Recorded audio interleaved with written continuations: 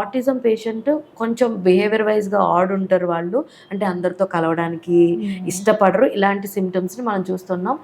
నేను ఎక్కువ ఫిలిమ్స్ ద్వారా ఇన్ఫ్లుయెన్స్ అవుతాను కాబట్టి I was talking through the films అనమాట. సో ఆ కైండ్ ఆఫ్ ఫిలిమ్స్ కూడా మనం చూస్తున్నాం. రీసెంట్గా తారే జమీన్ పర్ ఇంకొకటి సిరీస్ రావడం వచ్చింది. సో అందులో కూడా వీటికి సంబంధించి ఉండటం చూసింది.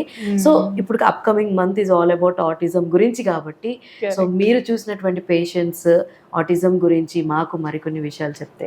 డెఫినెట్గా అండి. Autism is neuro developmental disorder అండి. అంటే మన బ్రెయిన్ డెవలప్మెంట్లో దెర్ ఆర్ డిఫరెన్సెస్. సో అలాంటప్పుడు మనం how we interact with others, అంటే మనము అందరితో ఎలా మాట్లాడతాం, ఎలా బిహేవ్ చేస్తాము, కమ్యూనికేషన్ ప్రాబ్లమ్స్ ఉంటాయి. ప్లస్ సేమ్ థింగ్ రిపీట్ చేయడం, రిపిటేటివ్ బిహేవియర్స్ అంటాం.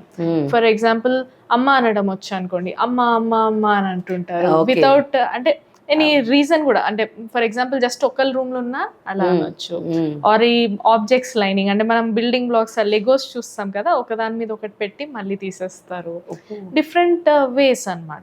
సో 2 sets ఆఫ్ ఫీచర్స్ ఉంటే మనము దాన్ని ఆటిజం అంటాం.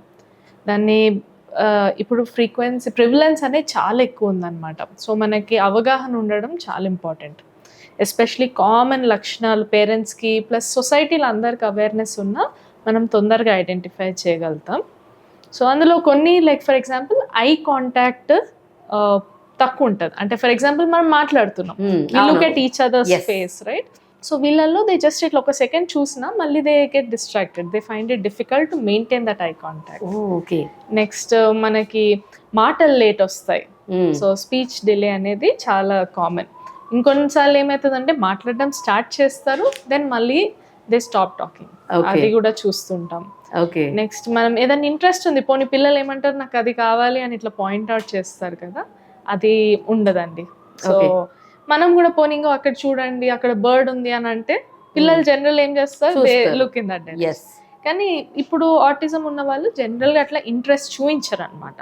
మనం వాళ్ళని పిలిచినా పలకరు వెంటనే.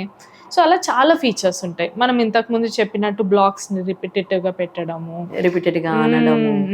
ఇప్పుడు పిల్లలు ఉన్నారు అందరితో కలిసి ఆడుకుంటారు కదా, కానీ వీళ్ళు ఒక్కలే వాళ్ళ వరల్డ్లో వాళ్ళు ఉన్నట్టు, అంటే వాళ్ళ ఏదైతే టాయ్స్ ఉన్నాయో వాటితోటే వాళ్ళు ఆడడం, పక్కన ఎంతమంది ఉన్నా పట్టించుకున్నట్టు ఉండడం. This is also one of the red flag అండి. ఇలాంటి కొన్ని థింగ్స్ కంపల్సరీ తెలుసుకోవాలి మనం. హాయ్ ఎవ్రీవన్, నేను మీ Vedika. Please subscribe to Golgo health. Don't forget.